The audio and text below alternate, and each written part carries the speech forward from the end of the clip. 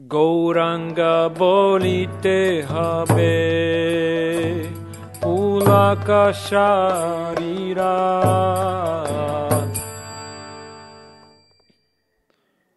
Quelqu'un accomplira son service dans le temple par son du devoir, parce que c'est son devoir.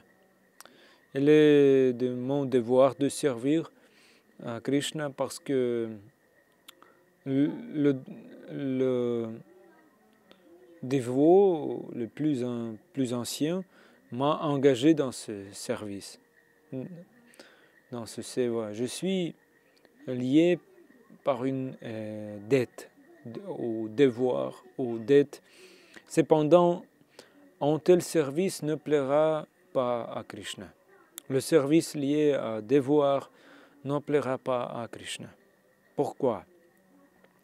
Il n'y a pas de douceur, il n'y a pas de rasa en sanskrit, la douceur de relation avec Krishna. Si quelqu'un accomplit ce devoir et payé pour cela, une telle personne ne peut obtenir aucune douceur et sa dévotion à Krishna devient nirasa, complètement insipide. En fait, il y a beaucoup de douceur, beaucoup de nectar au service de Krishna, beaucoup de rasa. Mais seule une personne qui pratique le seva, le service, sous la direction d'un guru peut comprendre cela. Et si une personne apprécie ce goût de nectar, et il ne quittera jamais son guru dans sa vie. Quelqu'un a servi son guru, puis l'a quitté, et puis a pris une position élevée. Maintenant, il est lui-même un guru, il est un sannyasi, il écrit des livres sur Krishna, Jiva Tattva, Guru Tattva, Krishna Tattva, sur Radha Tattva, etc. Disons qu'il existe une équation mathématique en mathématiques. Si vous avez fait une erreur au tout début, à la fin, le résultat sera nul. Cette erreur est que vous avez quitté votre guru et quitté le service de Krishna. De telles personnes sont appelées Guru Tyagi et qui ont abandonné leur guru. Pourquoi une personne quitterait-elle son guru? Quand une personne quittera-t-elle son guru? C'est la question. Si une personne veut profiter de son guru, c'est nommé Guru Bhogi ou Guru Sevi. Guru Bhogi ou Guru Sevi en sanskrit. C'est-à-dire qu'elle pense comme ceci. Gurudev, je vais profiter. Il a un tel motif. Alors le jour viendra où une telle personne quittera le guru. Il était Guru Bhogi, Guru Sevi, il profitait de son guru. Il est devenu Guru Tyagi. Beaucoup de gens ont quitté l'ashram brahmachari.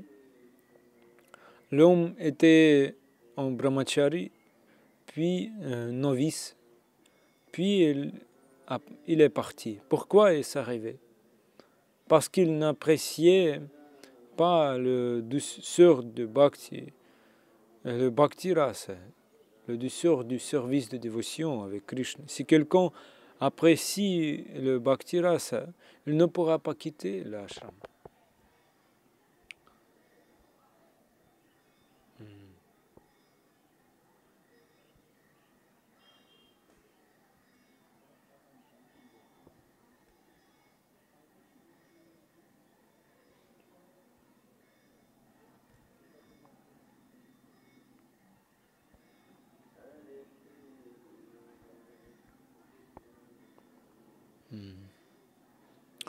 Bhakti n'est pas du tout insipide. insipide, Nirananda. Bhakti est plein de félicité, Ananda. Si quelqu'un accomplit le bhakti envers Krishna sous la direction d'un guru, alors il éprouve tellement de bonheur. Comment peut-il partir? Et pourquoi le bhakti est-il rempli de félicité, Anandamaya? Parce qu'il y a de l'amour là-bas. Ici, dans le monde matériel, nous n'avons pas d'amour. Je t'aime et je t'aime aussi. Ce n'est pas de l'amour. Ce n'est que de la luxure. Mais l'amour est présent dans le bhakti. Si quelqu'un sert à Krishna dans les profondeurs de son cœur, alors il a de l'amour pour Krishna, Krishna Priti. Comment peut-il le refuser? Krishna lui-même dit, je ne peux pas briser cette servitude d'amour. Mon cher dévot m'a lié dans son cœur avec son amour. Je ne peux pas rompre ce lien. Bhaktan dévot est prêt à donner sa vie pour le bonheur de Krishna. Il est prêt à tout abandonner parce que sa vie est Krishna. Sa vie est Krishna. Il n'y a rien de plus important dans sa vie que Krishna. Il aime Krishna au prix de sa vie. Au prix de sa vie, il aime Krishna. Tant d'amour est là. Et c'est la conscience de Krishna. C'est la vraie conscience de Krishna.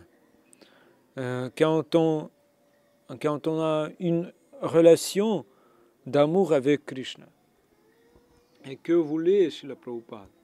Srila Prabhupada voulait que chacun développe l'amour pour Krishna. Non seulement Srila Prabhupada voulait cela, mais tout le peuple du Seigneur Chaitanya, tous les associés de Mahaprabhu le veulent.